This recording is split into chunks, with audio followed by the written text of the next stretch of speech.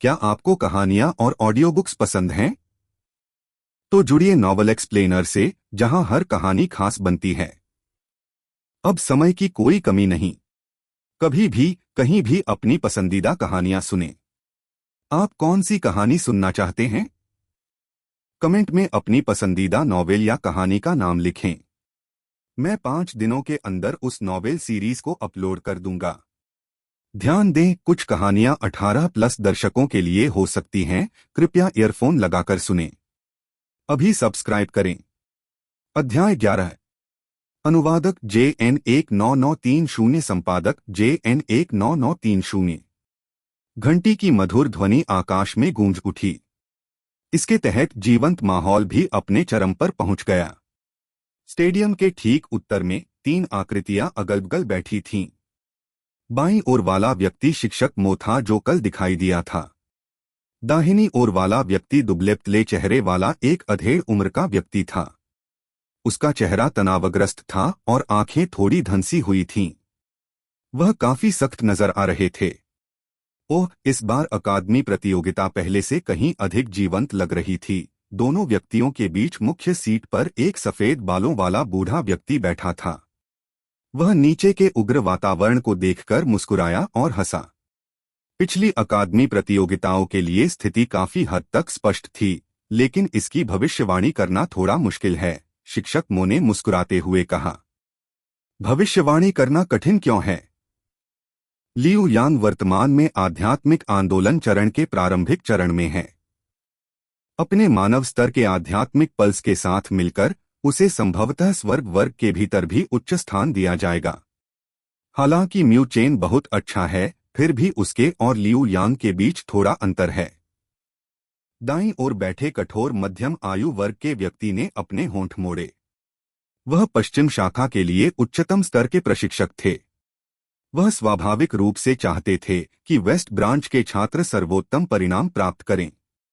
शिक्षक शी, आध्यात्मिक मार्ग के लिए योग्य व्यक्ति को नीची दृष्टि से देखना बुद्धिमानी नहीं है, शिक्षक मो बुदबुदाया। दुर्भाग्य से यह केवल उन लोगों के लिए कहा जाता है जो आध्यात्मिक मार्ग के परीक्षण से सफलतापूर्वक गुजरे हैं। कठोर अधेड़ उम्र के व्यक्ति ने बोलते हुए अपना सिर हिलाया। सफेद बालों वाले बूढ़े व्यक्ति ने उन दोनों के बीच का विवाद सुना और मुस्कुराया। जाहिर है वह लंबे समय से इसका आदी था। उसकी उलझी हुई आंखें पूर्वी शाखा के भीतर वाली सीट की ओर देखने लगीं और एक दुबले-पतले शरीर वाले लड़के पर रुक गईं। उन्होंने कहा, यह अफसोस की बात है। हमारे उत्तरी आध्यात्मिक क्षेत्र में 10 वर्षों से अधिक समय से आध्यात्मिक मार्ग के लिए अर्हता प्राप्त करने वाला कोई व्यक्ति नहीं है। इस म्यू चेन ने योग्यता प्राप्त की, फिर भी उसे आधे रास्ते से बाहर कर दिया गया। उसने कभी भी आध्यात्मिक मार्ग के अंतिम चरण का अनुभव नहीं किया, इसलिए आध्यात्मिक मार्ग के भीतर उसका 1 साल का परीक्षण व्यर्थ माना गया। इससे उसके लिए प्रशिक्षण का 1 वर्ष का समय भी बर्बाद हो गया। शिक्षक मो ने अफसोस के साथ सिर हिलाया। वे आध्यात्मिक मार्ग के भीतर आध्यात्मिक ऊर्जा विकसित करने में सक्षम नहीं थे। हालांकि यदि वे परीक्षण के अंतिम चरण को सफलतापूर्वक पार कर गए तो वे आध्यात्मिक ऊर्जा सशक्तिकरण प्राप्त करने में सक्षम थे। यदि वे अत्यंत प्रतिभाशाली व्यक्ति होते तो उनके लिए एक रात के भीतर आध्यात्मिक रोटेशन स्टेज या यहाँ तक कि स्पिरिट स्टेज तक आगे बढ़ना असंभव नहीं था। मूल रूप से यदि म्यू चेन परीक्षण से गुजर जाता तो वह उत्तरी आध्यात्मिक क्षेत्र में युवा पीढ़ी का सबसे मजबूत व्यक्ति बन जाता। 5 महान अकादमियों के लिए स्थान भी उचित रूप से उसके हाथ में दे दिया जाएगा और योग्यता के मामले में कोई भी उसका मुकाबला नहीं कर पाएगा। उस समय लियू मुबाई जैसा व्यक्ति भी उनसे नीचे ही हो सकता था।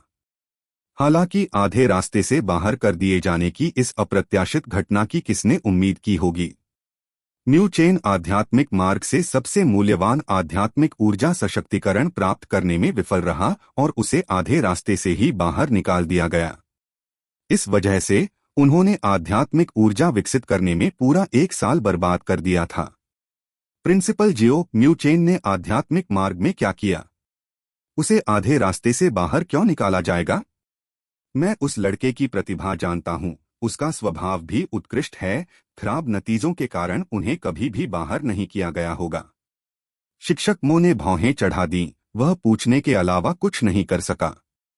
वह केवल यह जानता था कि म्यू चेन ने आध्यात्मिक मार्ग के भीतर किसी प्रकार का हंगामा पैदा किया था, लेकिन उसे विवरण की जानकारी नहीं थी। जब उसने यह प्रश्न सुना तो कठोर मध्यम आयु वर्ग के व्यक्ति ने उत्तरी आध्यात्मिक अकादमी के प्रिंसिपल की ओर भी देखा। जाहिर था कि उन्हें भी इसे लेकर उत्सुकता थी। दूसरी ओर प्रिंसिपल जियो ने यह सवाल सुनते ही धीरे से अपनी दाढ़ी को सहलाया और कड़वी मुस्कान दी। उन्होंने कहा, मैं भी इसके बारे में निश्चित नहीं हूँ, लेकिन मैंने सुना है कि स्पिरिचुअल रोड में उन्होंने जो हंगामा मचाया वह छोटा नहीं था। इसने 5 महान अकादमी के उच्च अधिकारियों को भी चौंका दिया। शिक्षक मो और कठोर मध्यम आयु वर्ग का व्यक्ति दोनों स्तब्ध थे। उनकी आंखों में संदेह था। उन्होंने कभी नहीं सोचा था कि म्यू चेन के कारण ऐसी घटना घटेगी जो पूरी दुनिया को चौंका देगी। ठीक है, अभी इस बारे में बात नहीं करते। घंटी पहले ही बज चुकी है। यह घोषणा करने का समय है कि अकादमी प्रतियोगिता शुरू हो गई है। यह स्पष्ट था कि प्रिंसिपल जियो इस बारे में और कुछ नहीं कहना चाहते थे और उन्होंने बोलते ही तुरंत अपना हाथ हिला दिया। शिक्षक मो ने उसे बोलते हुए सुनने के बाद सिर हिलाया। वह खड़ा हुआ और सारी जगह पर नजर डाली। प्रत्येक छात्र के कानों में एक गहरी, सशक्त आवाज गूंज उठी।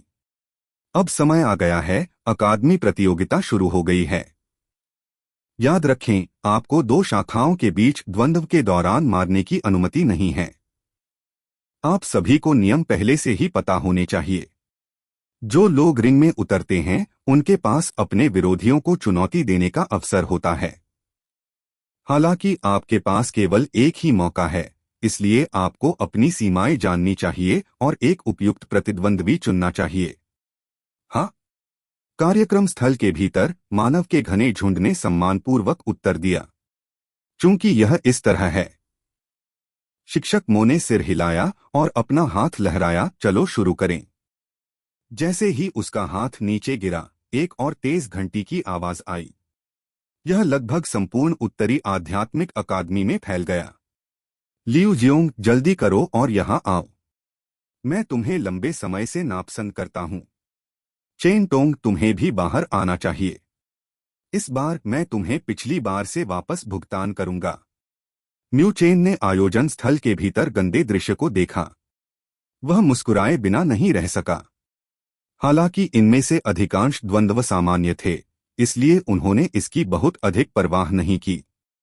वह कभी कभार ही वेस्ट ब्रांच के लियू यांग की ओर देखता था। लियू यांग भी उसे उदासीनता से घूर रहा था। अब तक उत्तरी आध्यात्मिक अकादमी में हर कोई जानता था कि लियू यांग ने अकादमी प्रतियोगिता के दौरान म्यू चेन को अपने प्रतिद्वंद्वी के रूप में चुनने के बारे में उल्लेख किया था। इस प्रकार पश्चिम शाखा में किसी ने भी उसे पहले चुनौती देने का साहस नहीं किया। बेशक म्यू चेन की ताकत के साथ वेस्ट ब्रांच के छात्र भी जानते थे कि एकमात्र व्यक्ति जो उनका प्रतिद्वंद्वी बनने के योग्य था वह लियू यांग था। वे ईस्ट और वेस्ट ब्रांच अर्थ क्लास के 2 सबसे उत्कृष्ट छात्रों के बीच द्वंद्व का काफी इंतजार कर रहे थे। म्यू चेन को उस ठंडी नजर की परवाह नहीं थी जो लियू यांग ने उसकी ओर दी थी। वह कभी कभी तांग कियानेर से धीरे से बात करता था जो उसके बगल में थी। हालांकि इस कार्रवाई के कारण लियू यांग को अपने दांत और भी अधिक पीसने पड़े। स्टेडियम के भीतर द्वंद्व काफी जीवंत थे। हालांकि जिन लोगों ने सबसे अधिक रुचि आकर्षित की वे अर्थ क्लास के भीतर उच्च रैंक वाले छात्र थे, क्योंकि केवल वे युगल ही रैंकिंग बदल पाएंगे। वह हमारी पूर्वी शाखा का टैन किंगशान है। निश्चित रूप से उसने कार्रवाई की। सुलिंग, जो उसके बगल में था, ने अचानक एक उत्तेजित चीख निकाली। म्यू चेन की नजर भी उसके पीछे पीछे चली और देखने लगी। उनसे कुछ ही दूरी पर काले कपड़ों में एक लड़का खड़ा हुआ और एक रिंग की ओर चला गया। लड़का काफी पतला लग रहा था और उसका चेहरा थोड़ा पीला लग रहा था। हालांकि उसने अपना दृढ़ संकल्प दिखाने के लिए अपने होठों को कसकर भींच लिया। वह न बोला न मुस्कुराया। ऐसा लग रहा था मानो उसने अपने आसपास की आवाजें नहीं सुनी हो। टैन किंगशान। म्यू चेन ने काले कपड़े पहने लड़के को देखा और थोड़ा चौंका। वह उससे कुछ परिचित था। नॉर्दर्न स्पिरिचुअल एकेडमी में आने से पहले तांग किंगशान को ईस्ट ब्रांच अर्थ क्लास में सबसे मजबूत व्यक्ति माना जाता था।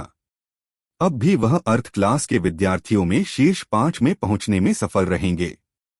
टैन किंगशान ने भी म्यू चेन की नजर पर ध्यान दिया। उसका शरीर एक पल के लिए रुक गया और उसने उसकी ओर देखने के लिए अपना सिर उठाया। उसके खामोश और मुस्कुराए चेहरे पर एक फीकी मुस्कान उभर आई। आपको कामयाबी मिले। म्यू चेन ने उसे देखकर मुस्कुरा दिया। हालांकि वे उनके बहुत करीब नहीं थे, फिर भी वे पूर्वी शाखा के छात्र थे और इसलिए वह टैन किंगशान को नापसंद नहीं करते थे। टैन किंगशान ने सिर हिलाया। फिर वह एक रिंग पर कूद गया। अचानक कई लोगों की निगाहें सीधे उसकी ओर चली गईं। पूर्वी शाखा के भीतर टैन किंगशान की काफी प्रतिष्ठा थी। मुझे आश्चर्य है कि वह किसे चुनौती देने जा रहा है। कुछ लोग फुसफुसाए और उनकी आंखें उत्सुकता से भर गईं। पश्चिम शाखा के भीतर शायद ऐसे बहुत से लोग नहीं हैं जिन्हें टैन किंगशान प्रतिद्वंद्वी के रूप में मानेंगे, है ना? लियू यांग। कई निगाहों के बीच टैन किंगशान की नजर सीधे पश्चिम शाखा के सामने एक आकृति पर पड़ी। उनकी शांत आवाज ने बड़ा हंगामा खड़ा कर दिया। वह वास्तव में लियू यांग को चुनौती देना चाहता है। कई छात्र एक दूसरे की ओर देखने लगे। हालांकि टैन किंगशान को पृथ्वी वर्ग में उच्च रैंक वाला व्यक्ति माना जाता था, लेकिन उसके और लियू यांग के बीच अभी भी एक बड़ा अंतर था। किसी ने सोचा भी नहीं था कि वह उन्हें चुनौती देने की पहल करेंगे। वेस्ट ब्रांच की सीटों के भीतर लियू यांग भी एक पल के लिए चौंक गए। शीघ्र ही उसकी आंखें उदास हो गईं। वर्तमान में म्यू चेन को किसी ने चुनौती नहीं दी है, फिर भी उसे पहले ही चुनौती दी गई थी। क्या इससे दूसरों को यह महसूस नहीं होगा कि लियू यांग की धमकी म्यू चेन से कमजोर थी? Please subscribe the novel explainer channel. अभिमानी आदमी। लियू यांग खड़े हो गए। उस गमगीन माहौल के कारण आसपास के वेस्ट ब्रांच के छात्र सहम गए। यह स्पष्ट था कि लियू यांग इस समय काफी भयानक थी। लियू यांग सीधे रिंग में कूद पड़े। उसने टैन किंगशान को देखा, फिर उसने म्यू चेन को देखा। उन्होंने भावशून्य भाव से कहा, क्या तुम्हें पहले मेरी परीक्षा लेने के लिए कोई मिला? जब उसकी आवाज धीमी हो गई तो उसने म्यू चेन की प्रतिक्रिया का इंतजार नहीं किया और टैन किंगशान की ओर घूरकर देखा। उसने जो मुस्कुराहट दी वह थोड़ी भयानक थी। अज्ञानी कचरा, क्या तुम अब भी सोचते हो कि तुम ईस्ट ब्रांच अर्थ क्लास में नंबर 1 व्यक्ति हो? टैन किंगशान ने लियू यांग को घूरकर देखा। उसकी आंखें और भी गंभीर हो गईं। वह एक समय ईस्ट ब्रांच अर्थ क्लास का सबसे मजबूत छात्र था। हालांकि बाद में वह उपाधि म्यू चेन को हस्तांतरित कर दी गई, लेकिन उनके गौरवपूर्ण व्यक्तित्व ने कड़ी मेहनत और प्रशिक्षण जारी रखा। म्यू चेन के साथ उन्होंने जो रिश्ता साझा किया वह एक प्रतिस्पर्धी रिश्ते जैसा था। आखिरकार वे दोनों पूर्वी शाखा के छात्र थे, इसलिए वह म्यू चेन के लिए परेशानी का कारण नहीं बनेंगे। हालांकि अगर वह यहां लियू यांग को हराने में सक्षम था तो उसे अपना पहला स्थान वापस पाने में सक्षम होना चाहिए। टैन किंगशान ने उसकी हथेलियों को कसकर पकड़ लिया। एक गहरी पीली आध्यात्मिक ऊर्जा उसके पूरे शरीर में उमड़ पड़ी और अंततः उसकी बाहों के चारों ओर लिपट गई।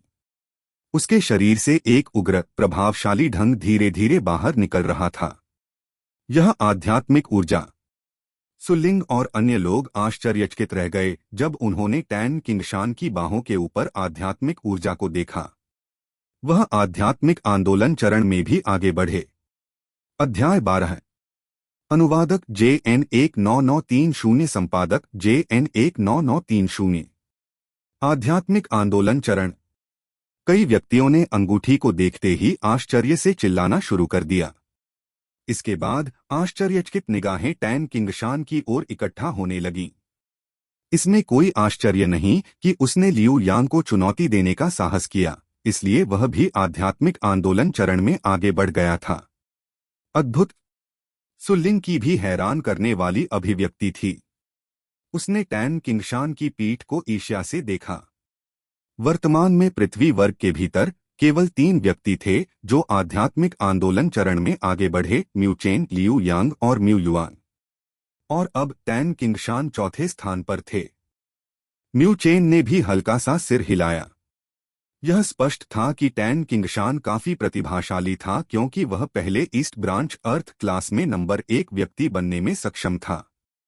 सबसे महत्वपूर्ण बात यह है कि उनका पारिवारिक माहौल उतना अच्छा नहीं था।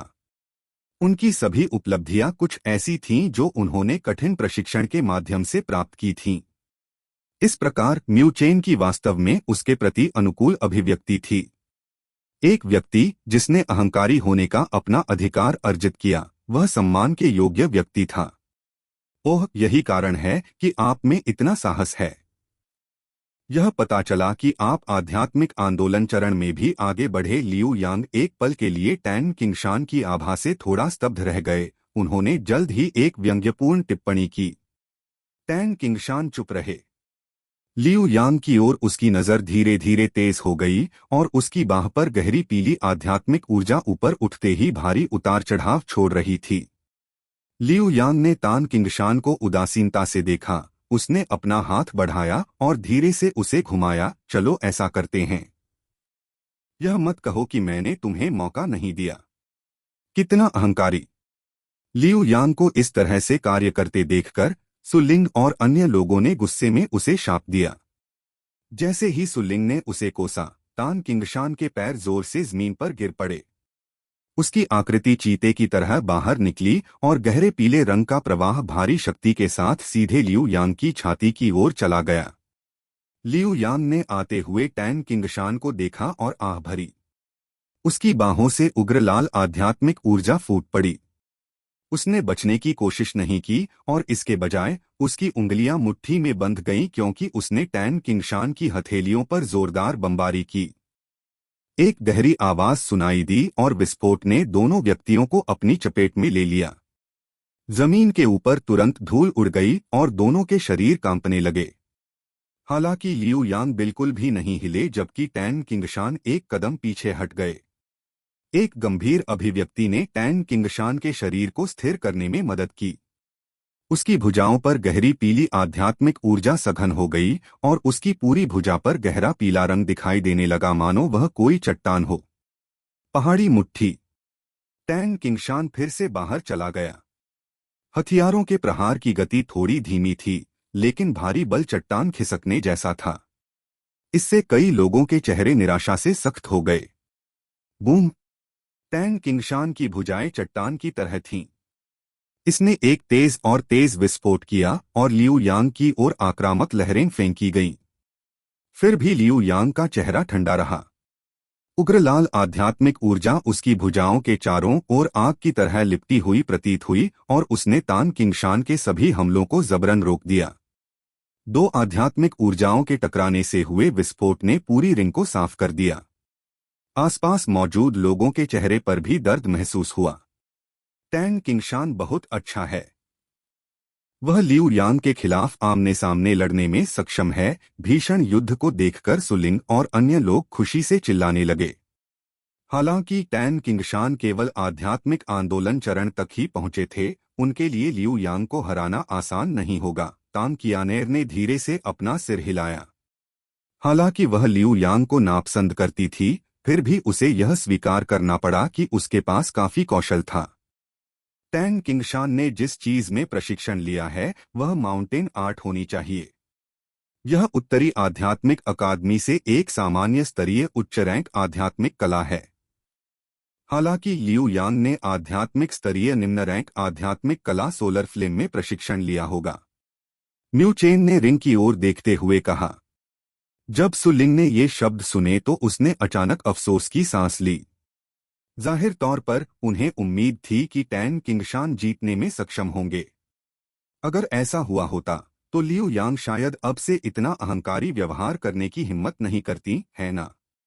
जैसे जैसे वे एक दूसरे से बातचीत करते रहे, रिंग के भीतर लड़ाई भी तेज होती गई। ऐसा लग रहा था कि टैन किंगशान का चेहरा गहरा लाल हो गया है। यह स्पष्ट था कि उसने अपनी ताकत सीमा तक बढ़ा दी थी। हमले भी और अधिक उग्र होते जा रहे थे। एक चट्टान जैसा मुक्का अचानक उठा और लियू यांग के पेट पर जोर से लगा। हालांकि जब मुट्ठी लियू यांग के शरीर के संपर्क में आने वाली थी, लियू यांग एक अजीब कदम उठाते हुए पीछे की ओर चली गई। उन्होंने उस तीखे प्रहार को टाल दिया जिसकी साजिश टैन किंगशान लंबे समय से कर रहे थे। जब उसकी मुट्ठी बच गई तो टैन किंगशान को लगा कि वह लापरवाह है।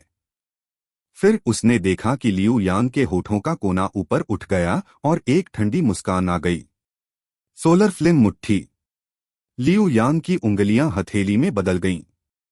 उसने अचानक गोली चला दी। उग्र लाल आध्यात्मिक ऊर्जा एक लौ की तरह बाहर की ओर फूटी और एक शक्तिशाली शक्ति और गर्मी फूट पड़ी। यह सीधे टैन किंगशान की रक्षा से होकर गुजरा और उसकी छाती पर जोरदार प्रहार किया। जब लियू यांग की हथेलियां टैन किंगशान की छाती के संपर्क में आईं तो लौ जैसी आध्यात्मिक ऊर्जा बाहर की ओर फूट पड़ी। उस विशाल ऊर्जा ने सीधे टैन किंगशान को नष्ट कर दिया। कई सतर्क निगाहों के तहत टैन किंगशान रिंग पर भारी पड़ गए और तुरंत खून उगल दिया। स्थिति को तुरंत बदलते देख आसपास से अचानक हंगामा मच गया। टैन किंगशान ने अपने मुंह से खून पोंछा और दांत पीस लिए। लियू यांग की आध्यात्मिक ऊर्जा प्रज्वलित और प्रभुत्वशाली थी। यह उस आध्यात्मिक ऊर्जा से कई गुना अधिक शक्तिशाली थी जिसे उसने विकसित किया था। लियू यांग ने असहाय टैन किंगशान को उदासीनता से देखा। उनका रुकने का कोई इरादा नहीं था। उसने अपने पैर के अंगूठे से धक्का दिया और वह बांस की तरह आगे निकल गया। टैन किंगशान पर एक पैर बरसाया गया।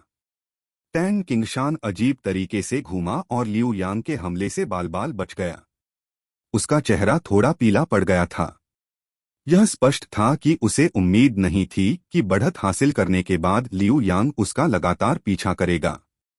हालांकि उनका रवैया भी अड़ियल था। चूंकि लियू यांग ने इतना दबंग व्यवहार किया, इसलिए उन्होंने अपनी हार स्वीकार करने से इनकार कर दिया। उसने केवल लियू यांग को घूरकर देखा। तो क्या सच में तुम्हारे अंदर थोड़ा सा भी अभिमान बचा है? यह देखकर लियू यांग ने अपना सिर हिलाया और उपहास किया। उसकी आंखों में शत्रुता दिखाई दी और वह आगे बढ़ा और टैन किंगशान के दाहिनी ओर दिखाई दिया। धधकती आध्यात्मिक ऊर्जा के साथ मिश्रित होकर उसके पैर की छाया चमक उठी और उसने सीधे तान किंगशान की छाती पर लात मारी। तान किंगशान का शरीर लगभग 10 मीटर तक जमीन पर उछल गया। उसके गले से फिर खून निकल आया, लेकिन उसने जबरदस्ती उसे वापस निगल लिया। माफ कर, क्या तुम्हें कोई शर्म महसूस होती है?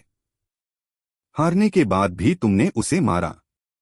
जब उन्होंने लियू यांग को इतना दमनकारी व्यवहार करते देखा तो पूर्वी शाखा के कई छात्रों ने अपना गुस्सा निकाला और उग्र रूप से चिल्लाने लगे। तुम कमीने हो, सु लिंग ने भी गुस्से में शाप दिया। जब लियू यांग ने पूर्वी शाखा से निंदात्मक चीखें सुनी तो उनकी आंखों के सामने अंधेरा छा गया।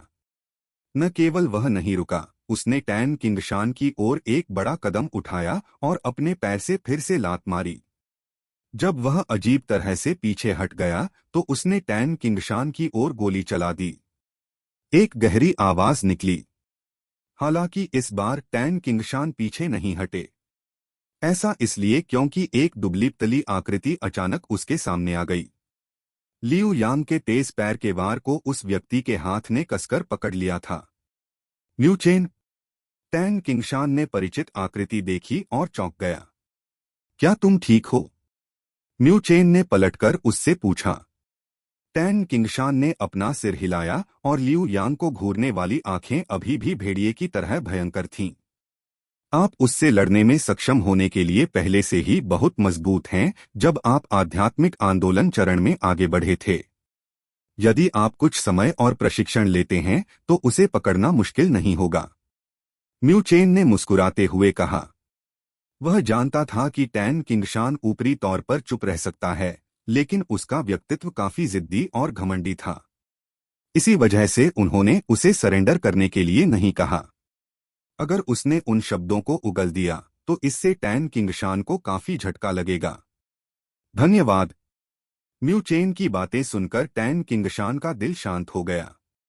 उसने शानदार मुस्कान से ढके सुंदर चेहरे को देखा और कृतज्ञता के साथ फुसफुसाया, मैं इस आदमी को तुम्हारे पास छोड़ दूंगा। हालांकि भविष्य में मैं व्यक्तिगत रूप से उसे अपने दम पर हराऊंगा। इतना कहने के बाद वह एक पल के लिए रुके। उन्होंने म्यू चेन की ओर घूरकर देखा और कहा, आप मुझसे अधिक मजबूत हैं, इसलिए कृपया ईस्ट ब्रांच को फिर से नंबर 1 स्थान दिलाने में मदद करें। जब उसने ये बातें कह दी तो वह यहाँ अधिक देर न रुका। वह घूमा और रिंग से कूद गया। म्यू चेन ने रिंग से बाहर कूदते ही टैन किंगशान को घूरकर देखा। बाद में उसने अपना सिर लियू यांग की ओर घुमाया, जिसके चेहरे पर उदासी थी, और उसने कहा, अगला मैं आपका प्रतिद्वंद्वी बनूंगा। लियू यांग ने म्यू चेन को घूरकर देखा। उसका मुंह खुल गया और एक भयावह मुस्कान प्रकट हुई। उसकी आंखों में निर्ममता और क्रूरता भरी हुई थी। मैं आपका अच्छा मनोरंजन करूंगा। Please subscribe the novel explainer channel. Ring पर माहौल तुरंत तनावपूर्ण हो गया जब दोनों एक दूसरे से भिड़ गए। कई विद्यार्थियों की नजर इस ओर भी गई। यह इस समय नॉर्दर्न स्पिरिचुअल एकेडमी अर्थ क्लास के सबसे मजबूत व्यक्तियों के बीच मैच है। अध्याय 13। अनुवादक JN 19930, संपादक JN 19930। रिंग के चारों ओर अनगिनत निगाहें रिंग पर मौजूद 2 किशोर आकृतियों पर जमा हो गईं। उनकी आंखें उम्मीद से भर गईं। तो यह नॉर्दर्न स्पिरिचुअल एकेडमी अर्थ क्लास के सबसे मजबूत 2 व्यक्ति हैं। म्यू चेन आखिरकार रिंग में जाने के लिए तैयार है। मैं काफी उत्सुक हूं कि क्या वह लियू यांग के लिए एक योग्य प्रतिद्वंद्वी होगा। वेस्ट ब्रांच की सीटों के कोने पर वेस्ट ब्रांच हेवन क्लास के कुछ लड़के रिंग पर 2 आकृतियों को घूर रहे थे। वे हंसे बिना नहीं रह सके। दरअसल वे म्यू चेन के बारे में काफी उत्सुक थे। आखिरकार वह एकमात्र व्यक्ति था जिसने उत्तरी आध्यात्मिक क्षेत्र के भीतर आध्यात्मिक मार्ग के लिए अर्हता प्राप्त की थी। यदि ऐसा नहीं होता कि उसे किसी तरह आध्यात्मिक मार्ग से बाहर निकाल दिया गया होता तो म्यू चेन शायद उस स्तर पर होता जहां वे अभी नहीं पहुंच पाते। शायद लियू मुबाई जैसी प्रतिभा भी उनसे कमतर होगी। इस बिंदु के बारे में सोचने के बाद उन्होंने लियू मुबाई पर नजर डाली जो उनके सामने थे। हालांकि उन्होंने इन शब्दों को जोर से कहने की हिम्मत नहीं की। उन शब्दों को सुनकर सुंदर युवक के चेहरे पर फीकी मुस्कान आ गई। उस दुबले पतले लड़के को घूरती उसकी आंखों के भीतर एक ठंडी चमक छिपी हुई थी। आध्यात्मिक मार्ग पूरी तरह से भाग्य पर आधारित है, इसलिए कई बार इसमें गलती हो जाती है। यह संभव हो सकता है कि वह स्थान भाई लियू का होना चाहिए था। अंत में एक गलती हुई और वह स्थान म्यू चेन को दे दिया गया। अन्यथा उस व्यक्ति को बाहर क्यों निकाला जाता। एक व्यक्ति जो लियू मुबाई के साथ काफी मेलजोल रखता था ने अपने होंठ मोड़े और व्यंग्य किया। पास के वेस्ट ब्रांच हेवन क्लास के छात्रों को जब इसकी भनक लगी तो उन्होंने अपना सिर हिलाया। हालांकि वे अपने दिलों में सहमत नहीं थे, लेकिन यह स्पष्ट था कि म्यू चेन के लिए, जो उत्तरी आध्यात्मिक अकादमी के शिखर पर थे, लियू मुबाई को नाराज करना अतार्किक था, जिन्हें आध्यात्मिक मार्ग से आधे रास्ते से बाहर निकाल दिया गया था। हांग लिंग, आपको क्या लगता है कि किसके जीतने की संभावना अधिक है? लियू मुबाई ने मुस्कुराते हुए अपने बगल में लाल पोशाक पहने आकर्षक लड़की से पूछा। होंग लिंग नाम की लड़की ने अंगूठी को घूर कर देखा। उसकी खूबसूरत निगाहें एक पल के लिए म्यू चेन के शरीर पर टिकी रहीं। इस समय लड़के ने अपना शरीर भाले की भांति सीधा कर लिया है और पहले से दिखाई देने वाला आलस्य कुछ कुछ गायब हो गया प्रतीत होता है। इसका स्थान धीरे धीरे उजागर होने वाली तेज धार ने ले लिया। उस समय का छोटा लड़का निश्चित रूप से बहुत बदल गया था। वे दोनों आध्यात्मिक आंदोलन चरण के शुरुआती चरण में हैं। लियू यांग ने आध्यात्मिक टियर लो रैंक सोलर फ्लिम में प्रशिक्षण लिया है, जो लियू क्षेत्र से संबंधित है। हालांकि म्यू चेन के पिता भी एक क्षेत्र के भगवान हैं। उन्होंने उन्हें जो आध्यात्मिक कला दी वह कुछ सामान्य नहीं होनी चाहिए। इस मामले में वे इस श्रेणी में बराबर हैं। हांग लिंग की आंखें डगमगा गईं। उसकी कुछ हद तक आलसी अभिव्यक्ति और भी आकर्षक थी, हालांकि लियू यांग के पास मानव स्तर की आध्यात्मिक नाड़ी है। यदि वह इसे सक्रिय करता तो उसके पास आध्यात्मिक आंदोलन चरण मध्य चरण के बराबर ताकत होती। म्यू चेन इसके कारण एक वंचित स्थिति में होगा। ये शब्द सुनकर लियू मुबाई मुस्कुराए। उन्होंने म्यू चेन को देखा जो रिंग के अंदर थे और कहा, लियू यांग की क्षमताएं खराब नहीं हैं। अगर म्यू चेन उनसे हार जाता है तो यह अन्याय नहीं होगा। वास्तव में मैं उत्सुक था कि वह आध्यात्मिक मार्ग की योग्यता क्यों प्राप्त करने में सक्षम था। हांग लिंग ने एक पल के लिए उसकी ओर देखा। ऐसा लगता है कि लियू मुबाई ने आध्यात्मिक मार्ग की योग्यता प्राप्त करने के लिए म्यू चेन के प्रति दुर्भावनापूर्ण भावनाएं रखीं। उन्हें हमेशा खुद पर गर्व था और उनका मानना था कि वह उत्तरी आध्यात्मिक क्षेत्र की युवा पीढ़ी में सबसे उत्कृष्ट व्यक्ति थे। इसके बजाय आध्यात्मिक मार्ग की योग्यताएं उस पर आनी चाहिए थीं। लेकिन अंतिम परिणाम कुछ हद तक सभी की उम्मीदों से परे थे। अगर वह यहाँ लियू यांग को भी नहीं हरा सकता है तो आध्यात्मिक मार्ग के चयन ने मुझे वास्तव में निराश किया होगा। लियू मुबाई ने धीरे से कहा और उसके हाथों को कसकर पकड़ लिया। वास्तव में बारीक लोहे से बनी रेलिंग पर एक गहरी हाथ की छाप अंकित हो गई थी और उसकी आंखों में एक ठंडक बह गई थी। वह यह बर्दाश्त नहीं कर सकता था कि एक बेकार व्यक्ति कोई ऐसी चीज चुरा ले जो मूल रूप से उसकी थी। भाई म्यू, शुभकामनाएं। भाई म्यू, ईस्ट ब्रांच के लिए अर्थ क्लास नंबर 1 वापस ले लो। आसपास के पूर्वी शाखा के सभी छात्रों के चेहरे पर उत्साह था जब वे दो व्यक्तियों को आमने सामने देख रहे थे।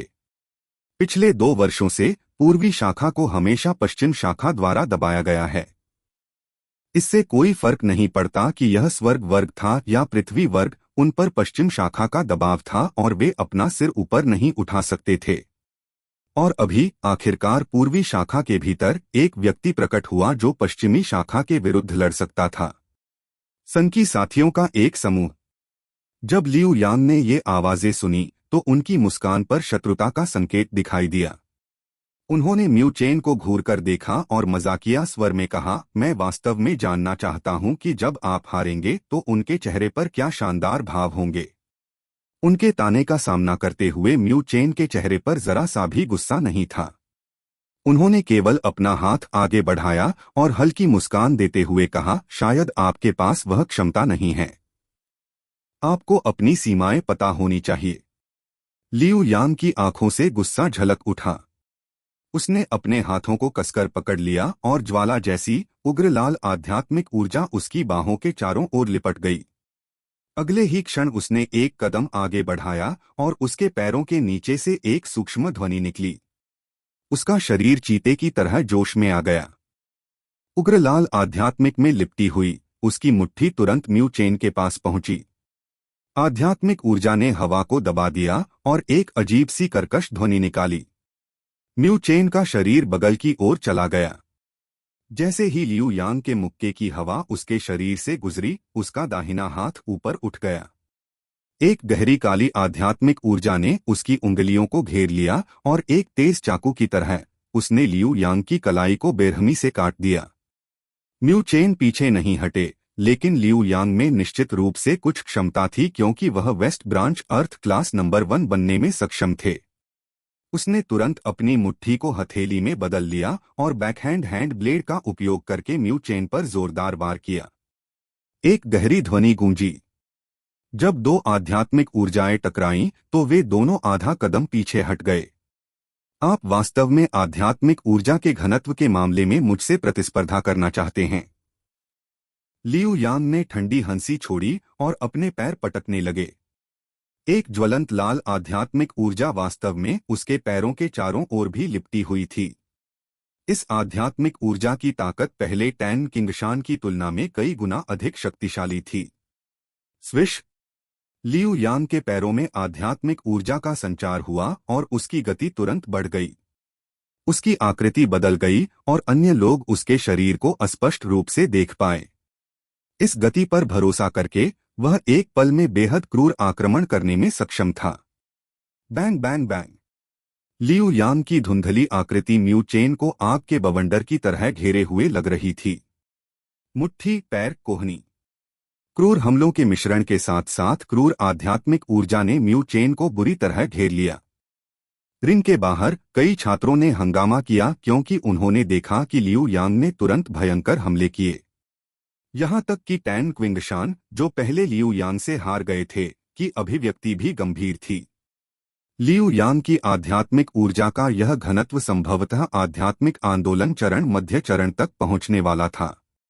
इस तथ्य के साथ कि जिस आध्यात्मिक कला का उन्होंने प्रशिक्षण लिया वह सामान्य स्तर की नहीं थी, उनकी युद्ध क्षमता निश्चित रूप से चौंकाने वाली थी। सुलिंग और अन्य लोगों के चेहरे पर उत्साह बहुत कम हो गया और उनकी आंखों में चिंता का भाव दिखाई देने लगा। वे अब केवल अपने आश्चर्य से उबर पाए हैं। वह लियू यांग वास्तव में एक शक्तिशाली व्यक्ति है। चिंता मत करो, म्यू चेन इतनी आसानी से नहीं हारेगा। टैंग कियानेर की खूबसूरत आंखें रिंग की ओर घूर रही थीं। थोड़ी देर के बाद उसने एक मुस्कान छोड़ी।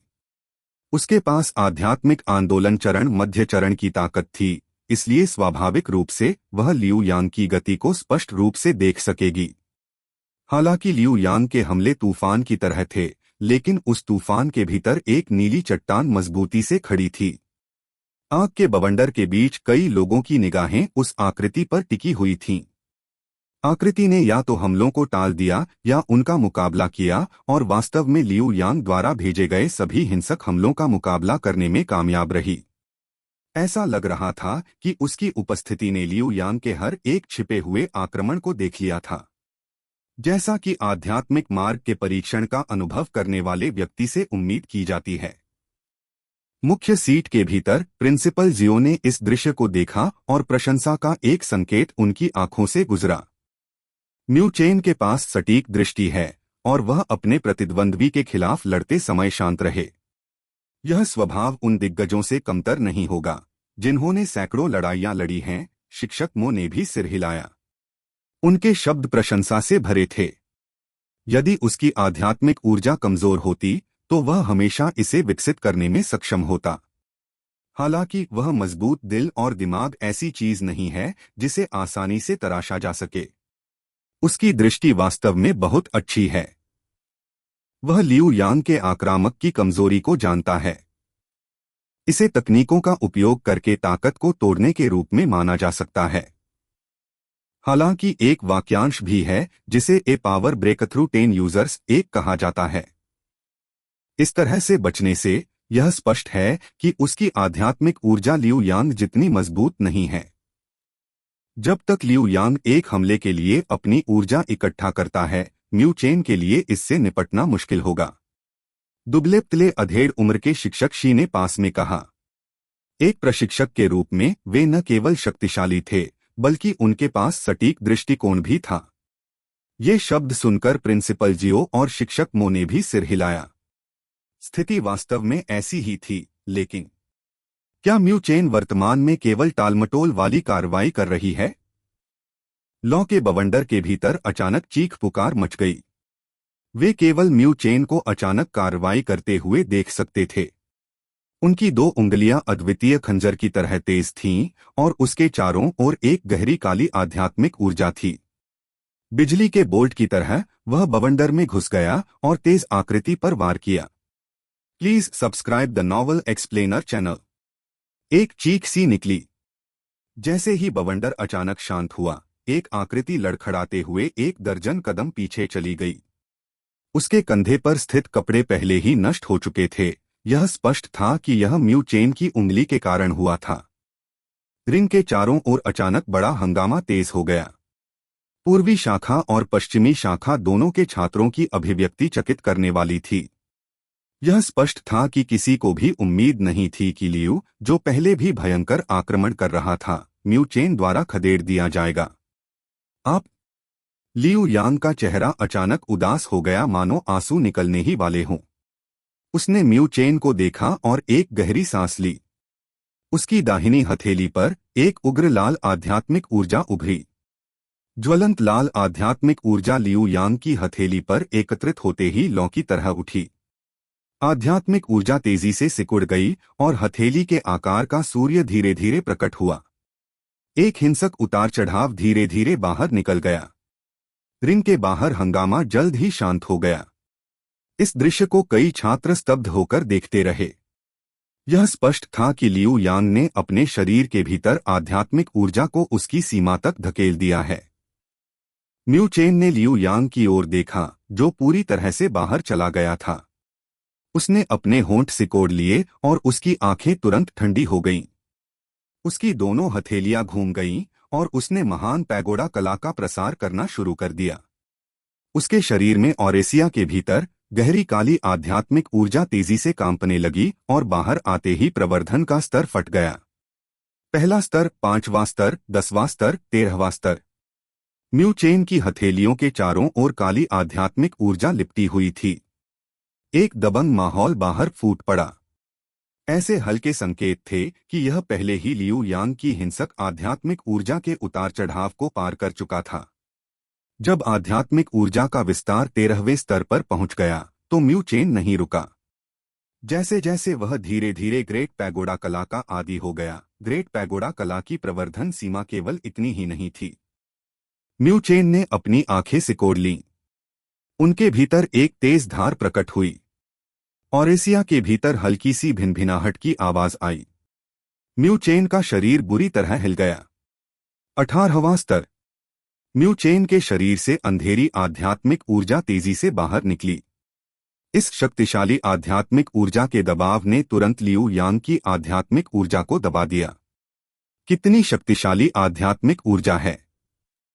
प्रिंसिपल जियो, शिक्षक मो और शिक्षक शी सभी के चेहरे पर आश्चर्य की अभिव्यक्ति थी।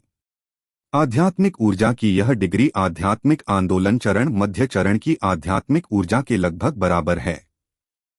और वे महसूस कर सकते थे कि म्यू चेन के शरीर से निकलने वाली गहरी आध्यात्मिक ऊर्जा में एक जबरदस्त इरादा था। यह स्पष्ट था कि यह कोई ऐसी चीज नहीं थी जो एक सामान्य आध्यात्मिक कला में होती। म्यू चेन, तुम अपनी मृत्यु चाह रहे हो। जब उनकी आध्यात्मिक ऊर्जा वास्तव में दबा दी गई तो लियू यांग के चेहरे पर भी कुछ आश्चर्य दिखाई दिया।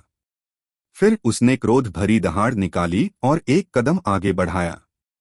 बाद में कई दर्शकों ने देखा कि वास्तव में उसके शरीर पर उग्र लाल बत्तियां जल रही थीं। ये रोशनी उसके पूरे शरीर में फैल गई। वे अस्पष्ट रूप से एक अजीब महत्वपूर्ण ऊर्जा चैनल को सांप की तरह बाहर निकलते हुए देख सकते थे। आध्यात्मिक नाड़ी। रिंग के चारों ओर फिर से आवाजें गूंज उठीं। उन्होंने कल्पना नहीं की थी कि लियू यांग को वास्तव में अपनी आध्यात्मिक नाड़ी को सक्रिय करने के लिए मजबूर किया जाएगा, लेकिन इसके साथ ही उसे स्थिति फिर से पलट देनी चाहिए। अध्याय 14। अनुवादक JN 19930, संपादक JN 19930। उग्र लाल रोशनी की उपस्थिति के बाद उग्र लाल आध्यात्मिक ऊर्जा लियू यांग की हथेलियों के शीर्ष पर तेजी से विस्तारित हुई और मूल रूप से हथेली के आकार का सूरज आकार में दोगुना हो गया। उसी समय दुनिया भर की आध्यात्मिक ऊर्जा लियू यांग के शरीर पर इन रोशनी की ओर आकर्षित होती दिख रही थी। इससे उनकी गति और बढ़ गई। रिंग के आसपास कई छात्रों की अभिव्यक्ति इस दृश्य को देखकर गंभीर हो गई। यह स्पष्ट था कि लियू यांग ने अभी अपनी सारी ताकत खत्म कर दी है। यह आक्रमण निश्चित रूप से जंगली बिजली के समान शक्तिशाली होगा। वह इस एक चाल से म्यू चेन को हराने की योजना बना रहा है। जैसे ही सुलिंग और अन्य लोगों ने रिंग को देखा, उनकी अभिव्यक्ति घबराहट से भरी हुई थी। उनके अलावा तांग कियानेर की खूबसूरत आंखें भी और अधिक गंभीर हो गईं। हेवन क्लास के भीतर भी लियू यांग की ताकत कमजोर नहीं थी। मैं देखना चाहूंगा कि आप इसका प्रतिकार कैसे करते हैं। म्यू चेन की ओर मुस्कुराते हुए लियू यांग का चेहरा काला पड़ गया। उसके शरीर में तूफान आ गया और सूरज जैसी उग्र लाल आध्यात्मिक ऊर्जा इतनी प्रचंड थी कि वह चमक रही थी। लियू यांग की गति बेहद तेज थी। ऐसा लग रहा था कि वह तुरंत म्यू चेन के सामने आ गया और उसने ताड़ से गोली चला दी। उसकी हथेली पर सूर्य जैसी आध्यात्मिक ऊर्जा म्यू चेन की ओर लगातार टूट रही थी। Solar Flint palm. प्रचंड आध्यात्मिक ऊर्जा ने हवा का झोंका ला दिया। इससे म्यू चेन के कपड़े लहराने लगे और उसके काले बाल लगातार आसमान में नाच रहे थे। फिर भी लियू यांग को घूरती काली आंखों में चिंता का कोई संकेत नहीं था। इतना सब कुछ होने के बावजूद आप अभी भी इस समय दिखावा करने की कोशिश कर रहे हैं। नरक में जाओ। म्यू चेन की शांत निगाहों के नीचे लियू यांग का दिल कांप उठा। उसके अंदर का रोष और भी बढ़ गया। मुझे आश्चर्य है कि जब मैं यहाँ सबके सामने तुम्हारे ऊपर कदम रखूंगा तो क्या तुम इतने शांत रहोगे? तुम अब भी मुझ पर कदम रखना चाहते हो? म्यू चेन ने तेजी से आ रहे लियू यांग को देखा। वह उसकी आंखों को स्पष्ट रूप से देख सकता था और उसके होठों ने धीरे धीरे एक चाप बना लिया। यह ब्लेड की तरह ठंडा था। दुर्भाग्य से आपके लिए, आपके पास ऐसा करने की योग्यता नहीं है। म्यू चेन ने साहसपूर्वक अपना सिर उठाया। जैसे ही उसने अपने हाथों को कसकर भींच लिया, अंधेरी आध्यात्मिक ऊर्जा उसके शरीर से तेजी से बाहर निकल पड़ी। दबंग काली बत्तियां उसकी उंगलियों पर आगे पीछे घूमती रहीं। एक शक्तिशाली उतार चढ़ाव फूट पड़ा। यह आध्यात्मिक ऊर्जा में उतार चढ़ा। मुख्य सीटों पर प्रिंसिपल जियो और दो अन्य प्रशिक्षकों ने आश्चर्यचकित अभिव्यक्ति प्रकट की। आध्यात्मिक आंदोलन चरण मध्य चरण। आसपास से भयंकर हंगामा मच गया। इस आध्यात्मिक ऊर्जा के उतार चढ़ाव से पता चला कि यह वास्तव में आध्यात्मिक आंदोलन चरण मध्य चरण के स्तर में प्रवेश कर चुका है। म्यू चेन वास्तव में टूट गया था और आध्यात्मिक आंदोलन चरण मध्य चरण में आगे बढ़ गया था। उस लड़के में वास्तव में काफी कौशल है। वेस्ट ब्रांच की सीटों पर वेस्ट ब्रांच हेवन क्लास के छात्रों का रंग भी गंभीर था। आध्यात्मिक आंदोलन चरण मध्य चरण की ताकत के साथ वह उत्तरी आध्यात्मिक अकादमी स्वर्ग कक्षा में काफी ऊपर होगा। वे मन ही मन दुखी हुए क्योंकि उन्होंने कभी नहीं सोचा था कि अर्थ क्लास का एक छात्र इसे हासिल कर पाएगा। आध्यात्मिक मार्ग की योग्यता प्राप्त करने में सक्षम होने के लिए म्यू चेन के पास वास्तव में कुछ क्षमता थी। लियू मुबाई के खूबसूरत चेहरे पर ज्यादा हलचल नहीं दिखी। उसकी आंखें केवल शांति से अंगूठी को देखती रहीं और बाकी लोग यह नहीं बता सके कि वह खुश है या नाराज। गहरी काली आध्यात्मिक ऊर्जा म्यू चेन के शरीर से एक धारा की तरह बहती हुई प्रतीत हुई। यह उसकी दाहिनी बाह के चारों ओर पूरी तरह लिपट गया। उसने अपनी वानर के आकार की भुजा को बढ़ाया और इस मुट्ठी के फटने से एक शक्तिशाली उतार चढ़ाव उत्पन्न हुआ। बहती मुट्ठी। म्यू चेन की बाह एक भाले की तरह थी जो अपनी चरम सीमा तक फैली हुई थी। इसने इतनी कम दूरी पर जुटाई जा सकने वाली सबसे शक्तिशाली ऊर्जा का विस्फोट किया। इससे इस मुक्के से हवा ढहती नजर आने लगी। हालांकि यह केवल एक सामान्य स्तरीय निम्न रैंक आक्रमण आध्यात्मिक कला थी, यह म्यू चेन के उपयोग के तहत एक भूस्खलन की तरह थी क्योंकि यह बहती आध्यात्मिक ऊर्जा के साथ मिश्रित थी। लियू यांग की थोड़ी बदलती नजर के तहत यह हिंसक ताड़ की हवाओं से जोरदार तरीके से टकराया। रिंग से अचानक एक गहरी आवाज निकली। काली और लाल बत्तियां आपस में बुरी तरह टकराईं और इससे उत्पन्न वायु तरंगें हवा को कंपाती हुई प्रतीत हुईं। सभी की निगाहें उस बिंदु पर टिकी थीं जहां आध्यात्मिक ऊर्जा प्रतिच्छेद करती थी। वहां पर काली और लाल बत्तियां तेजी से चमकने लगीं। फिर इसके तुरंत बाद सभी ने दो आकृतियों को एक दूसरे से संपर्क करने के बाद कुछ कदम पीछे हटते देखा। रिंग पर दोनों शख्सियतें एक दूसरे से भिड़ी। एक की अभिव्यक्ति गहरी थी जबकि दूसरे की शांत अभिव्यक्ति थी। वे समान रूप से मेल खाते थे। सभी ने एक दूसरे की ओर देखा। पहले वाली टक्कर इतनी जोरदार थी, फिर भी विजेता का फैसला नहीं हुआ। जबकि हर कोई इस बात से स्तब्ध था, लियू यांग का काला चेहरा अचानक पीला पड़ गया। उसका शरीर मुड़ा हुआ था और ताज़ा खून रिंग पर बिखरा हुआ था। जैसे ही ताज़ा खून बाहर निकाला गया, लियू यांग का प्रभावशाली ढंग तुरंत ही उदासीन हो गया। पीले सफेद चेहरे ने आसपास के सभी लोगों को रुला दिया। लियू यांग हार गए। जब उन्होंने पीले लियू यांग और शांत म्यू चेन को देखा तो हर किसी को इस मैच के नतीजे के बारे में पता चल गया। भाई म्यू जीत गया। अच्छा चल रहा है भाई म्यू। हाँ, हम ईस्ट ब्रांच ने आखिरकार अर्थ क्लास नंबर 1 का खिताब वापस पा लिया है। पूर्वी शाखा की ओर से सुलिंग और अन्य लोग इस दृश्य को देखते रहे। तभी उनके चेहरे पर आश्चर्य और उत्साह के भाव उभर आए। आकाश से जयकारें गूंज उठीं और तुरंत शांत पश्चिम शाखा को दबा दिया। यहां तक कि लियू यांग भी हार गए हैं। इस बार पश्चिम शाखा वास्तव में पूर्वी शाखा से हार गई थी। म्यू युआन, जू डोंग और वेस्ट ब्रांच अर्थ क्लास के अन्य लोगों ने अपने दांत पीस लिए क्योंकि वे इसे स्वीकार करने में सक्षम नहीं थे। हालांकि उन्हें यह स्वीकार करना पड़ा कि म्यू चेन निश्चित रूप से शक्तिशाली था। उन्होंने मूल रूप से सोचा था कि वह केवल आध्यात्मिक आंदोलन चरण के प्रारंभिक चरण में था। उन्होंने यह कैसे सोचा होगा? यह व्यक्ति मध्य चरण में आगे बढ़ गया होगा। पूर्वी शाखा से गगनभेदी जयकार सुनने के बाद म्यू चेन भी मुस्कुराया और उसका तनावग्रस्त शरीर धीरे धीरे शिथिल हो गया। उन्होंने बेहद उदास लियू यांग को देखा और पूछा, अब लड़ने की कोई जरूरत नहीं है ना? लियू यांग ने धीरे से अपना सिर उठाया और उसकी गहरी आंखें म्यू चेन पर केंद्रित हो गईं। ये जयकारें उन चाकुओं की तरह थीं जो उसके हृदय में लगीं और उसके अभिमान को रौंद डाला। उसका मुंह कांपने लगा क्योंकि उसकी आंखों में वहशीपन जमा होने लगा। म्यू चेन ने लियू यांग की अभिव्यक्ति को देखा और भौहें चढ़ा दीं। आध्यात्मिक मार्ग के भीतर बेहद क्रूर परीक्षण के माध्यम से वह खतरे के संकेत का पता लगाने में सक्षम था। मैं तुम्हें मार दूंगा। लियू यांग के चेहरे पर अचानक एक भयानक अभिव्यक्ति प्रकट हुई।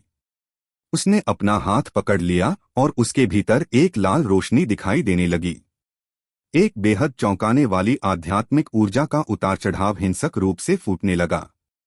मुख्य सीटों पर प्रिंसिपल जियो, शिक्षक मो और शिक्षक शी पर अभिव्यक्ति बदल गई। फिर शिक्षक मो चिल्लाया, लियू यांग, तुम क्या करने की योजना बना रहे हो? हालांकि जैसे ही शिक्षक मो चिल्लाए, म्यू चेन ठंडे भाव से आ गया। उसने सीधे लियू यांग के सामने आरोप लगाया और उसकी 2 उंगलियों से एक शक्तिशाली हवा प्रकट हुई जो गहरे काले रंग की आध्यात्मिक ऊर्जा से लिपटी हुई थी। उसने सीधे लियू यांग के गले पर वार किया। आप?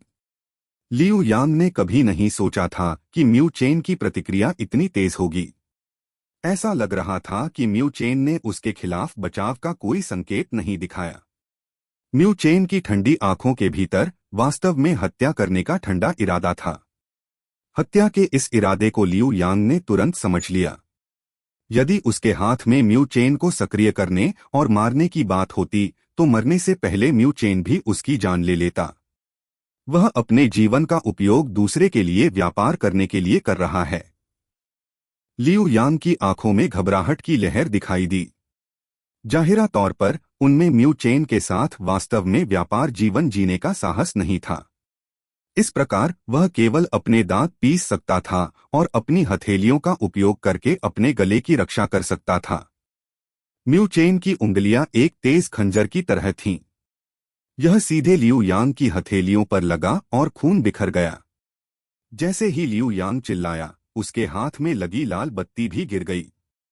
म्यू चेन का शरीर उछल गया और लाल बत्ती उसके हाथ में आ गई। इसे मुझे लौटा दो। जब लियू यांग ने म्यू चेन को लाल बत्ती पर कब्जा करते हुए देखा तो उसका चेहरा अचानक पीला पड़ गया। म्यू चेन ने उसके गुस्से को नजरअंदाज कर दिया और पीछे हट गया।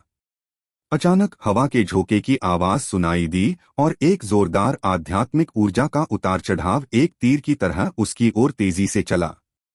अचानक हुए हमले ने म्यू चेन को परेशान कर दिया। उसके पैर की उंगलियां जमीन को छू गईं और वह हमले से बचने के लिए चतुराई से 1 दर्जन कदम पीछे हट गया। फिर उसने रिंग के बाहर से दिखाई दे रही दुबली पतली आकृति को देखकर ठंडे भाव से पूछा, तुम क्या कर रहे हो? वह सुंदर और छरहरी काया लियू यांग के बगल में उतरी। यह लियू मुबाई था। इस समय उसने अपना हाथ बढ़ाया और म्यू चेन की ओर भावहीन ढंग से देखा, उस वस्तु को सौंप दो। म्यू चेन ने ठंडी हंसी छोड़ी। उसने अपने हाथ के भीतर लाल बत्ती को देखने के लिए अपना सिर नीचे किया। लेकिन जब उसने लाल बत्ती के भीतर वह चीज देखी तो उसका मुंह धीरे से ऊपर उठ गया। जैसा कि लियू टेरिटरी के लिटिल यंग मास्टर से उम्मीद की गई थी, आप इस आइटम को भी बाहर लाने में सक्षम हैं। अध्याय 15। अनुवादक JN 19930, संपादक JN 19930। रिंग में बदलाव 1 सेकंड में हुआ। जब कई लोग ठीक हुए तो उन्होंने देखा कि लियू मुबाई पहले ही रिंग में आ चुके थे। उनके चेहरे तुरंत आश्चर्यचकित हो गए। यह क्या स्थिति है? म्यू चेन को अभिव्यक्तिहीन लियू मुबाई की कोई परवाह नहीं थी। उसने केवल अपने हाथ को देखने के लिए अपना सिर नीचे झुकाया। लाल रोशनी फीकी पड़ गई और इसने एक लोंगन के आकार का एक उग्र लाल मोती प्रकट किया। मनके की सतह एक अस्पष्ट पैटर्न से भरी हुई थी। इसके भीतर एक प्रचंड आध्यात्मिक ऊर्जा ज्वार की धारा की तरह बहती हुई प्रतीत होती थी। आत्मा विनाश मन का। म्यू चेन की पतली उंगलियां चिकने लाल संगमरमर पर दब गईं। उसने एक फीकी मुस्कान बिखेरी, लेकिन वह मुस्कान थोड़ी ठंडी थी। स्पिरिट डिस्ट्रक्शन बीड कोई ऐसी चीज नहीं थी जिसका उपयोग आत्मसाधना के लिए किया जाता है। यह एक अत्यंत विनाशकारी आध्यात्मिक कलाकृति थी। जब एक पावर हाउस एक निश्चित स्तर की ताकत तक पहुंच जाता है तो वे उस विशाल आध्यात्मिक ऊर्जा को इस छोटे से मोती के भीतर संपीड़ित करने में सक्षम होंगे। फिर उपयोगकर्ता को केवल इसे सक्रिय करने की आवश्यकता होगी और एक अत्यंत शक्तिशाली आध्यात्मिक ऊर्जा हमला शुरू हो जाएगा। स्पिरिट डिस्ट्रक्शन बीड बनाने के लिए स्पिरिट गोल्ड नामक एक विशेष धातु की आवश्यकता होती है। यह धातु बेहद महंगी है। इस तथ्य के साथ कि आत्मा विनाश मन का बनाने के लिए सटीक नियंत्रण की आवश्यकता होती है और इसमें विफलता की उच्च दर होती है, आत्मा विनाश मन का दुर्लभ था। म्यू चेन के हाथ में मौजूद व्यक्ति को देखने पर पता चलता है कि आध्यात्मिक ऊर्जा के संघनित होने की मात्रा आध्यात्मिक घूर्णन चरण में किसी व्यक्ति को गंभीर चोट पहुंचाने के लिए भी मजबूत थी। यह लियू यांग उसे मारना चाहता था। इसे मुझे वापस लौटा दो। इस समय लियू यांग का दिमाग स्पष्ट हो गया और उसका चेहरा और भी पीला पड़ गया। वह जानता था कि उसके व्यवहार ने नियमों का उल्लंघन किया है और यदि उसे दंडित किया गया तो यह हल्का नहीं होगा। इसलिए उसने तुरंत म्यू चेन की ओर घूरकर देखा और अपना हाथ बढ़ाया। बड़े भाई, जल्दी करो और वह चीज वापस छीन लो, उसे सबूत मत दो। जब उसने लियू यांग की बातें सुनी तो लियू मुबाई की आंखें चमक उठीं। आखिरकार उनकी स्थिति कम नहीं थी। यदि म्यू चेन के हाथ में कोई सबूत नहीं होता तो वे इससे बच निकलने में सक्षम होते।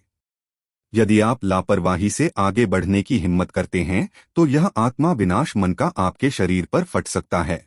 इससे पहले कि लियू मुबाई कोई कार्रवाई कर पाता, म्यू चेन मुस्कुराया और अपनी उंगलियों के बीच स्पिरिट डिस्ट्रक्शन बीड को दबाते हुए कहा। इस बार लियू यांग वास्तव में कुछ ज्यादा ही लापरवाह थी। आत्मा विनाश मन का उसे वापस लौटा दो। आपको कभी कभी दूसरों का उपकार करना चाहिए और इससे आप दोनों को लाभ होगा। क्या आप ऐसा नहीं कहेंगे? लियू मुबाई की आंखें गंभीर हो गईं और उन्होंने धीरे धीरे बोलते हुए म्यू चेन की ओर देखा। म्यू चेन ने इस पर प्रतिबद्धता जताने से इनकार कर दिया और मुस्कुरा दी। यह सब क्या है? इसी समय शिक्षक मो भी मंच पर आ गए। उसने तीनों लोगों को घूरकर देखा और चिल्लाया। जब लियू यांग ने शिक्षक मो को यहां आते देखा तो उनका चेहरा तुरंत सफेद हो गया। उसने म्यू चेन को घूरकर देखा और उसे अपना मुंह बंद रखने के लिए धमकाने का प्रयास किया। हालांकि म्यू चेन ने उनकी धमकी को पूरी तरह से नजरअंदाज कर दिया। उन्होंने शिक्षक मो की ओर आत्मा विनाश मन का उठाया। शिक्षक मो ने म्यू चेन के हाथ में आत्मा विनाश मन का को देखा। उसका चेहरा तुरंत गंभीर हो गया और उसने अपनी दृष्टि लियू यांग की ओर कर दी। जब वह चिल्लाया तो उसकी आवाज में गुस्सा सुना जा सकता था। क्या तुमने वास्तव में मैच के दौरान स्पिरिट डिस्ट्रक्शन बीड का उपयोग करने का साहस किया? आत्मा विनाश मन का। कई छात्र इस तरफ ध्यान दे रहे थे। जब उन्होंने ये शब्द सुने, आत्मा विनाश मन का, तो उन्होंने तुरंत एक बड़ा हंगामा खड़ा कर दिया। वह सचमुच बेशर्म है।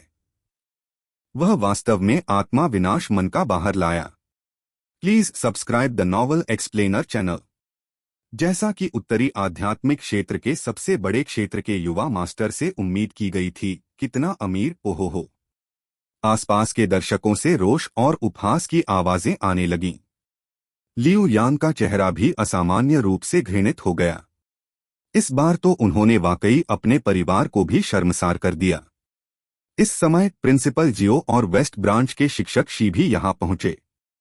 शिक्षक मो स्थिति को थोड़ा समझाने के लिए गए और सभी ने देखा कि प्रिंसिपल जियो की अभिव्यक्ति और अधिक घृणित होती जा रही थी। प्रिंसिपल लियू यांग ने केवल आवेग में आकर ऐसा किया।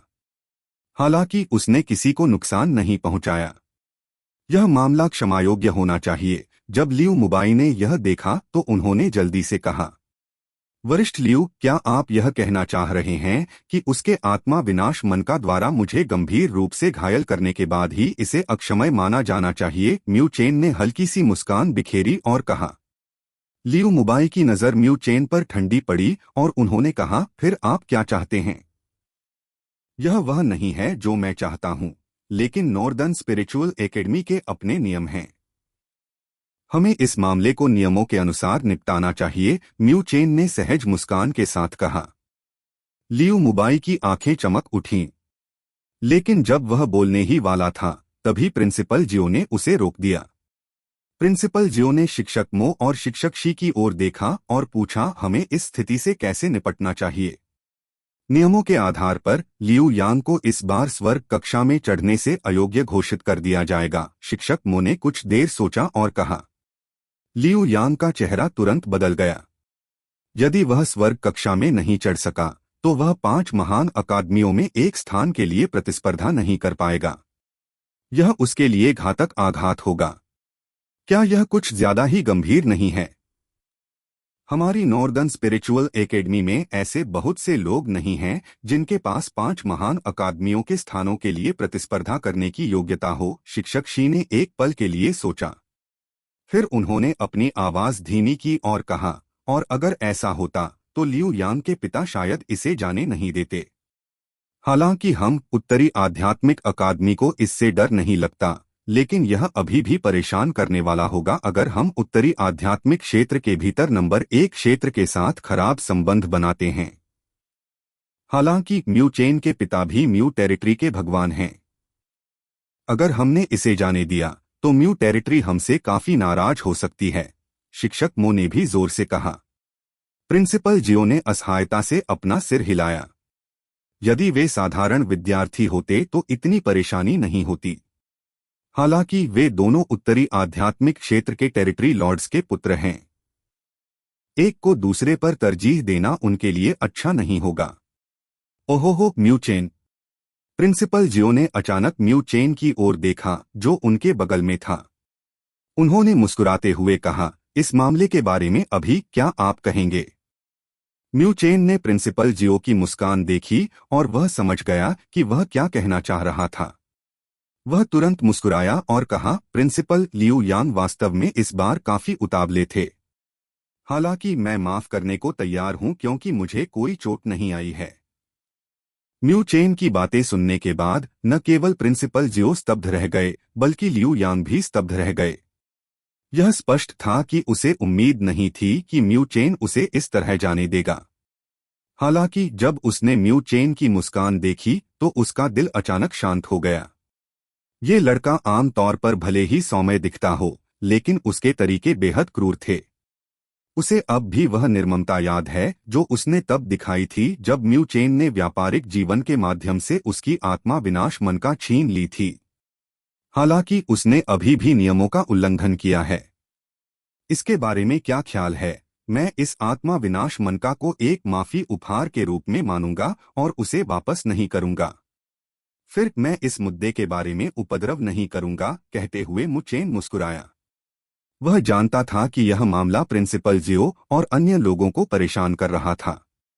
हालांकि वह यह भी जानता था कि अगर वह ऐसा ही करता रहा तो इसका कोई खास असर नहीं होगा। अगर ऐसा मामला है तो वह इसका फायदा उठा सकता है और उसी समय प्रिंसिपल जियो को एक उपहार बेच सकता है। आप जब लियू यांग ने सुना कि म्यू चेन वास्तव में उसकी आत्मा विनाश मन का लेना चाहता है तो उसकी आंखें गुस्से से बाहर आ गईं। स्पिरिट डिस्ट्रक्शन बीड उनके पिता द्वारा व्यक्तिगत रूप से बनाया गया था और आवश्यकता पड़ने पर उनके जीवन की रक्षा के लिए उनके लिए छोड़ दिया गया था। यह अत्यंत मूल्यवान वस्तु थी। आप इच्छुक नहीं हैं? तो चलिए आपको नियमों के अनुसार दंडित करते हैं। म्यू चेन ने लियू यांग की ओर देखा और असहाय होकर कहा। लियू यांग की आंखों का कोना उछल गया। वह इसे केवल अपने पास ही रख सकता था। हालांकि स्पिरिट डिस्ट्रक्शन बीड मूल्यवान था, लेकिन 5 महान अकादमियों के भीतर की जगह की तुलना में यह कुछ भी नहीं था। ओह, चूंकि आपने इस आत्मा विनाश मनका को पसंद कर लिया है, हम इसे आपको दे देंगे। यह स्पष्ट था कि लियू मुबाई लियू यांग की तुलना में अधिक गणना करने वाला था। उसने म्यू चेन पर गहरी नजर डाली और फीकी मुस्कान के साथ कहा। म्यू चेन उसकी ओर देखकर मुस्कुराया। हालांकि लियू मुबाई ने इसे बहुत अच्छी तरह से छुपाया, लेकिन वह उसकी आंखों में नाराजगी का संकेत देख सकता था। यह लड़का निश्चित रूप से लियू यांग से अधिक परेशान करने वाला है। क्योंकि म्यू चेन इसके बारे में उपद्रव नहीं करेगा, तो यह मामला अब खत्म हो जाएगा।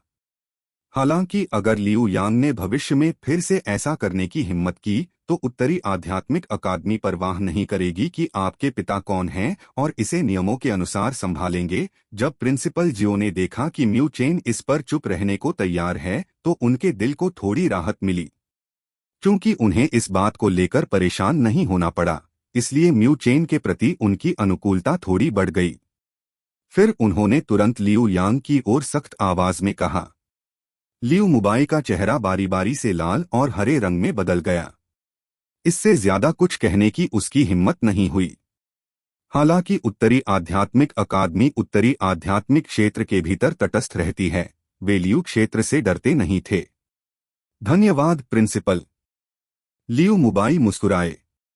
फिर उन्होंने म्यू चेन की ओर हाथ बढ़ाया और कहा, मुझे आपको भी धन्यवाद देना है जूनियर म्यू चेन। यह सही है, आप जल्द ही हेवन क्लास के छात्र होंगे। मुझे आप में काफी दिलचस्पी है, इसलिए मुझे उम्मीद है कि मुझे भविष्य में आपके साथ बातचीत करने का अवसर मिलेगा। उसके सुंदर चेहरे पर मुस्कान बिखरी हुई थी। हालांकि कुछ लोग उसकी आंखों की गहराइयों में घूमती हुई गहरी ठंडी ठंडक को महसूस कर पा रहे थे। सीनियर लियू, आप मेरे साथ मजाक कर रहे हैं? म्यू चेन ने लियू मुबाई को घूरकर देखा। उसके पतले और सुंदर चेहरे पर भी एक धूप भरी मुस्कान उभर आई। उसने लियू मुबाई से मिलाने के लिए अपना हाथ बढ़ाया। फिर उसने इसे वापस ले लिया। उसकी आंखों में अब भी अंदर तक शांति झलक रही थी। लियू मुबाई वास्तव में उत्कृष्ट थे और वह यह भी जानते थे कि इसे चुपचाप कैसे सहना है।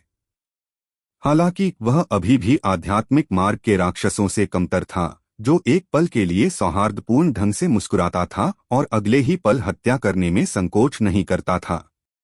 रिंग में इन दोनों ने हाथ मिलाया। हालांकि उन दोनों के चेहरे पर मुस्कान थी, लेकिन जो लोग संवेदनशील थे वे इस शांति के नीचे टकराव को हल्के हल्के महसूस कर पा रहे थे। वह म्यू चेन वास्तव में काफी आश्चर्यजनक है। वह वास्तव में भाई लियू के सामने पीछे नहीं हटे। कुछ ही दूरी पर west branch heaven class seniors ने यह दृश्य देखा। वे यह बोले बिना नहीं रह सके। म्यू चेन की ताकत के बारे में बताए बिना भी लियू मुबाई के खिलाफ खड़े होने का साहस काफी चौंकाने वाला था। भविष्य में यह व्यक्ति हमारी northern spiritual academy heaven class में आगे बढ़ेगा। यह संभवतः जीवंत हो जाएगा। होंग लिंग ने अपने काले बालों को थोड़ा घुमाया। वह रिंग में लियू मुबाई के सामने खड़े लड़के को घूरने लगी। लड़के का पतला शरीर, सुंदर चेहरा और स्वभाव पहले के आलसी लड़के से बिल्कुल अलग था। इस अंतर ने उसे थोड़ा रोमांचित किया। उसकी जानकारी के बिना जिस व्यक्ति की उसने उपेक्षा की थी वह वास्तव में इतना उत्कृष्ट बन गया था। लियू यांग को लेकर मामला शांत होने के बाद प्रिंसिपल ने मौके पर ही इस अकादमी प्रतियोगिता के नतीजों की घोषणा की। पूर्वी शाखा स्वाभाविक रूप से ध्यान के केंद्र में थी। म्यू चेन, लियू यांग, टैन किंगशान और अन्य पृथ्वी वर्ग के सदस्य जो आध्यात्मिक आंदोलन चरण में आगे बढ़े थे, सफलतापूर्वक स्वर्ग वर्ग में चढ़ गए। अकादमी प्रतियोगिता समाप्त होते ही म्यू चेन ने देखा और उसने अपनी कमर फैला दी। वह 5 महान अकादमियों के करीब पहुंच रहा था। जो शिकायत उन्होंने आध्यात्मिक मार्ग में नहीं सुलझाई, वह 5 महान अकादमियों के दौरान इसका समाधान करेंगे। म्यू चेन ने अपना सिर उठाया और नीले आकाश की ओर देखा। उसने जोर से हंसी उड़ाई। जी शुआन, इस बार आइए हम अच्छी लड़ाई करें। क्या आपको कहानियां और ऑडियो बुक्स पसंद हैं? तो जुड़िए नॉवल एक्सप्लेनर से, जहां हर कहानी खास बनती है। अब समय की कोई कमी नहीं। कभी भी कहीं भी अपनी पसंदीदा कहानियां सुनें। आप कौन सी कहानी सुनना चाहते हैं? कमेंट में अपनी पसंदीदा नॉवेल या कहानी का नाम लिखें। मैं 5 दिनों के अंदर उस नॉवेल सीरीज को अपलोड कर दूंगा। ध्यान दें, कुछ कहानियां 18+ दर्शकों के लिए हो सकती हैं। कृपया ईयरफोन लगाकर सुनें। अभी सब्सक्राइब करें। अध्याय 16। अनुवादक JN1930, संपादक JN1930। अकादमी प्रतियोगिता के लिए पर्दे धीरे धीरे बंद हो गए। हालांकि अकादमी प्रतियोगिता द्वारा उत्पन्न दुष्परिणाम उत्तरी आध्यात्मिक अकादमी को घेरते रहे।